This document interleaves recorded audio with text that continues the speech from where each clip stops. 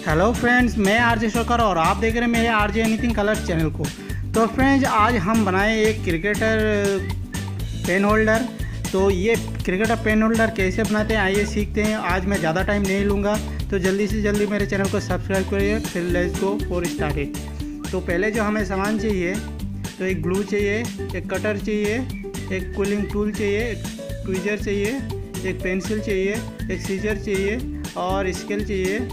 मतलब कितना भाई, कितना का कटिंग आपको चाहिए मैं अपने हिसाब से लिया हूँ, तो आप अपने हिसाब से ले लीजिएगा। ये मैंने कहीं से मेरे को एक रोल मिल गया था, तो ये मैं आज कुछ स्टिप और ये टेक्सचर शीट है और नीचे वाला ये क्राफ्ट शीट है। तो चलिए लेट्स गो फॉर स्टार्टेड। तो ये ऐसे इसके ऊपर गैस के ऊपर ग्लू करके हम इसको अच्छी तरह से चिपका लेंगे और दोनों तरफ से हो गया। अभी इसके साइड में जो गैप दिख रहा है, इसमें 5 mm का एक स्ट्रिप चिपका देंगे। तो आप लास्ट तक वीडियो देखते रहिए, आपको पूरा पता चल जाएगा कि कैसे मैंने बनाया है।